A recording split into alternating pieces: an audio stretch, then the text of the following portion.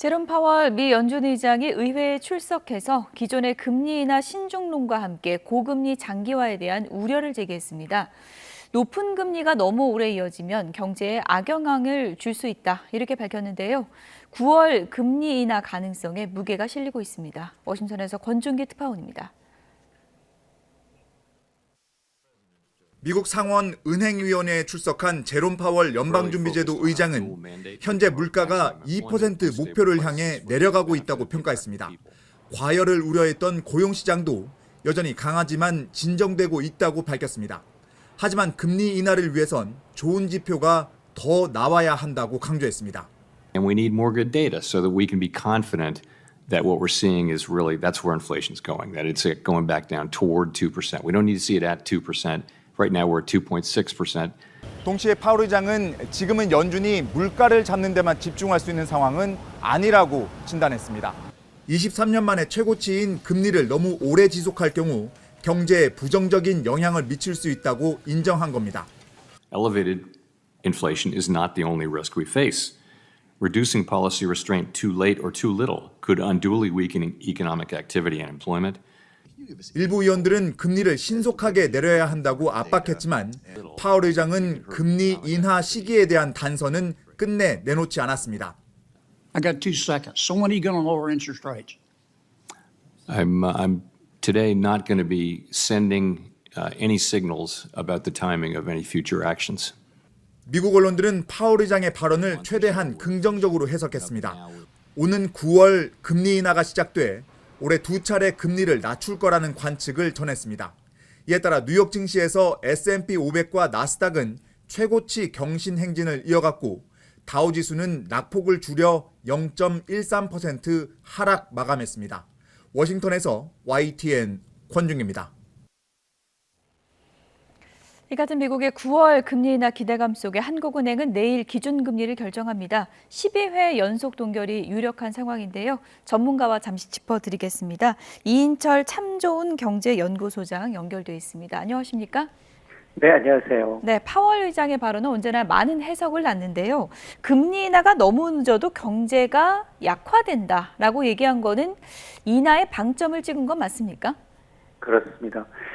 이제 전 세계인의 이목이 미국이 언제쯤 기준금리를 인하할 것인가, 인하 타이밍과 인하 폭에 관심이 쏠리고 있습니다. 제롬 파월 의장은 1년에 2번 상반기, 하반기 상원에서 이제 통화정책을 보고하게 돼 있습니다. 서면 보고를 통해서 말씀하셨던 것처럼 고금리가 오래 유지되면 경제가 위태로울 수 있다. 지금까지 미국 경제 너무 좋아서 킹달러라고 했는데 갑자기 이렇게 이제 이 언급이 좀 바뀌었습니다. 이걸 과연 어떻게 해석할 것인가? 가장 큰 이유는 이 통화정책의 전환이 임박했다라는 겁니다. 이제 금리 인하 시점이 점점 다가오고 있다라는 걸 애둘러 표현한 게 아니냐라는 건데요. 예.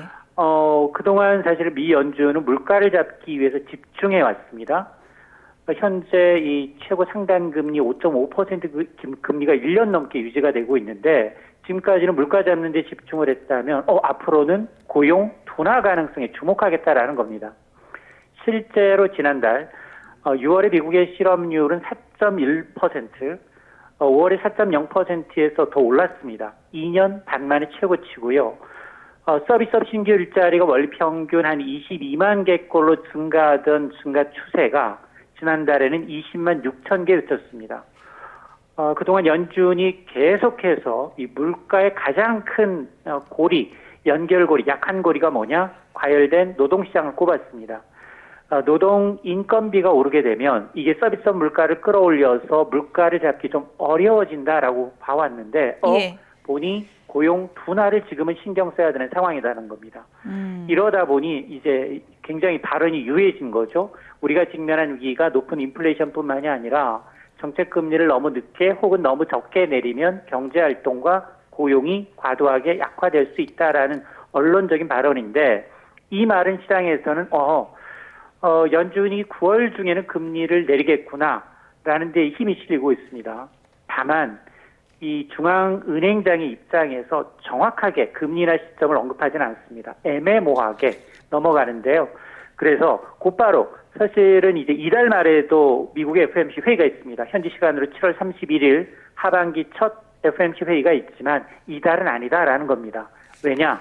연준이 가장 선호하는 물가 지표가 이제 개인 소비 지출, PCE 가격 지수라고 하는데 6월 기준 1년 전과 비교하면 2.6% 올랐습니다. 1년 전에 4%에 비하면 낮아졌지만 연준의 목표치인 2%보다 높기 때문에 당장 이달 말에 기준금리를 낮출 가능성은 희박하다. 다만 하반기 두 번째 이 FOMC 회의인 9월에는 인하 가능성이 점진적으로 높아지고 있습니다. 네. 결국은 지금 뭐 조건이 거의 다 무르익었다는 이제 설명이신데요. 지금 9월 금리 인하설에 무게가 실리고 있지 않습니까? 시기는 그쯤 될까요? 맞습니다. 9월 18일 현지 시간으로 FOMC 올해 하반기 두 번째 FOMC 회의가 열리는데 변수가 뭐냐? 9월이라고 하면 지금 아직 6월 이 물가 지표도 확인이 되지 않았고요. 6월, 7월, 8월 경제 지표를 모두 따져봐야 합니다. 여기는 물가뿐 아니라 고용, 소비 지표를 감안해야 하는데요. 물론 이제 파월 의장이 그동안 이제 기준금리를 계속해서 낮추기 위한 선제 조건으로 연준의 물가 목표치 2%에 가까워져야 한다. 이걸 이제 강조해 왔는데, 지난달 이제 주춤한 고용 지표 둔화세의 연속성도 좀 따져봐야 하고요. 또 무엇보다 미국 경제 3분의 1을 차지하고 있는 소비 지표 둔화 여부도 연준의 금리나 타이밍과 폭에 영향을 미칠 변수입니다. 아직까지는 그럼에도 불구하고 시장에서는 연준이 올해 2번 정도 기준금리를 내리지 않겠느냐라는 관측에 무게가 실리고 있는데, 예. 연준의 이제 통화 정책을 전망해 볼 수 있는 시카고 상품거래소의 페드 워치 2를 보게 되면 9월에 첫 금리 인하 가능성을 70% 선에서 반영을 하고 있는데요. 일주일 전 63%에서 7%포인트 올라와 있고요. 예. 11월 두 번째 금리 인하 가능성을 한 51% 선에서 반영하고 있기 때문에 시장에서는 연내 두 차례 정도 연준이 금리를 내리겠구나라고 예상을 하고 있는데, 이 영향으로 새벽에 마감한 9일 뉴욕 증시는 혼조세이긴 하지만 나스닥과 S&P 500 지수는 또 사상 최고치입니다. 특히 대형주 위주 S&P 500 지수는 올해 들어서 무려 36일째 사상 최고가를 갈아치우는 강세장입니다. 다만 이제 다우 지수만 이틀 연속 약보합세를 기록하고 있습니다. 네, 뭐 이런 움직임을 보고 파월의 반전이다 이런 표현까지 나오고 있는 상황인데, 이제 문제는 우리 아니겠습니까? 아무래도 파월의 입에 주목을 하고 있을 텐데 한국은행 금융통화위원회가 내일 열립니다. 일단 이번에는 동결이 유력하죠? 맞습니다. 내일 이제 금통위에서는 현 수준인 연 3.5% 기준금리 동결 가능성이 우세합니다. 12회 연속 동결의 무게가 실리고 있는데요. 관전 포인트는 이번에도 과연 그동안에처럼 만장일치로 금통위원 6명이 동결할 것인가? 아닐 수 있다라는 겁니다. 금리를 내립시다. 금리 인하 소수 의견이 1명 내지는 2명 정도 나올 수 있다라는 건데요. 예. 금리 인하 소수 의견이 나오게 되면 지난해 2월 이후 1년 5개월 만에 처음에 소수 의견이 등장하는 겁니다. 이러다 보니 지금 채권 전문가들 10명 가운데 6명은 다음 달 8월에 기준금리를 하느니 미국보다 선제적으로 기준금리를 낮추지 않겠느냐. 한은의 금통위는 하반기에 4번 남아 있는데요. 7월, 8월, 10월, 11월 이렇게 4번 남아 있습니다. 당장 이제 내일은 동결하겠지만 물가 상승세가 2% 중반까지 이제 둔화되고 안정세를 되찾아가고 있기 때문에, 특히 지금 한국 경제 아킬레스건은 이제 내수 부진이 개선되고 있지 않다라는 점을 감안하게 되면, 예. 그리고 지금 앞서서 유럽이나 이제 이 주요 국가들, 유럽중앙은행을 포함해서 스위스 등 선진국으로 이제 미국보다 앞서서 금리를 내리고 있는 만큼 한국은행도 금리 인하 타이밍을 좀 앞당기지 않겠느냐라는 전망이 나오고 있는데요. 예. 하지만 저는 개인적으로 보면 한은이 좀 더 보수적으로 미국의 금리 인하를 확인하고 움직이지 않겠느냐.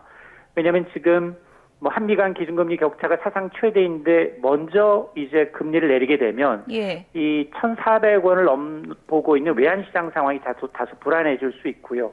이외에도 가계대출 증가세나 또 연준의 금리 인하 시기가 경제 지표나 연준 인사들에 따라 이제 들쑥날쑥하다라는 점을 감안하게 되면 8월보다는 한은은 10월 정도에 가면 기준금리를 낮추지 않겠느냐라고 예상을 하고 있습니다. 네, 소장님 좀 간략하게 좀 답변해 주시면요. 8월, 뭐 10월 이 정도 지금 예상을 하셨는데 그러면 우리 같은 경우에는 올해 금리 인하가 한 차례 정도 있는 게 될까요?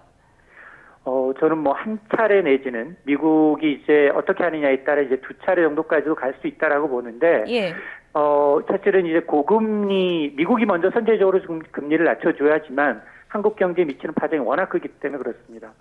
일단 미국이 기준금리가 이제 좀 완화되게 되면 어쨌든 앞서 제가 이제 외환시장 불안, 외국인 자금의 이탈 자금 이런 걸 때문에 우리가 한 해는 미국보다 좀 후행적으로 움직일 수밖에 없다라고 얘기를 하고 있는데 특히 지금 우리는 지금 그 부동산 담보 대출, 주택 담보 대출이 상당히 좀 늘고 있거든요. 예. 이런 걸 감안하게 되면 지금 미국보다도 앞서서 기준금리를 내릴 경우에는 이런 가계부채 문제가 더 불거질 수 있기 때문에 예. 저는 아마 올해 한 차례 정도 인하에 그치지 않겠느냐. 뭐 많이 가봐야 이제 두 차례인데요. 연 3.5% 기준금리가 한 차례 내지 두 차례로 낮아진다 하더라도 연말에 가면 연 3%입니다.